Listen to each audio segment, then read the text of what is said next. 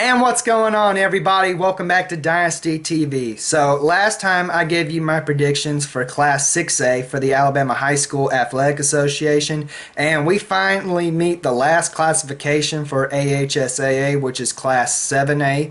And to recap for last year's state championship game between Hoover and McGill-Tulane, it was Hoover defeating undefeated McGill-Tulane 17-7 to claim another state championship.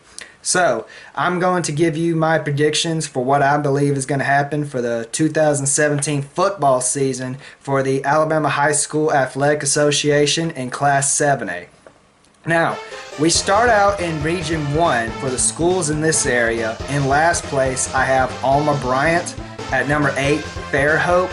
For number 7, Foley. At number 6, Theodore. For number 5, Murphy.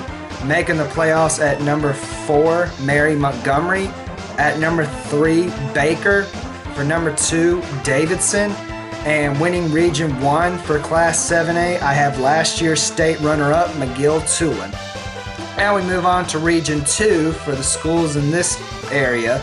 I have Smith Station. At number 6, Lee Montgomery. For number 5, Prattville.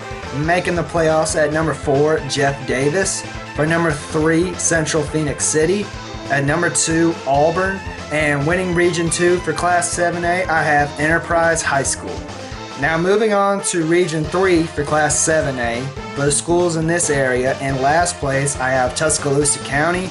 At number 7, Huffman. For number 6, Oak Mountain. At number 5, Thompson. Making the playoffs at number 4, Vestavia Hills. At number 3, Mountain Brook. At number 2, Spain Park. And I have Hoover High School, last year's state champion, winning Region 3 for Class 7A. Now we make it to the last classification and the last region in Class 7A, Region 4. And so for the schools in this area, I have in last place Grissom. At number 7, Huntsville. At number 6, Sparkman. At number 5, Buckhorn. Making the playoffs at number 4, Gadsden City.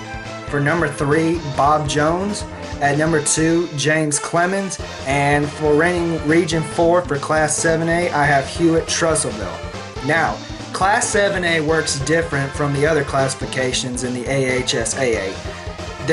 You get to pick the 4 teams that come out of each region get to advance to the playoffs. But before the state championship game begins for the Super 7, whoever is competing for the state championship will get a bye week before the state championship game.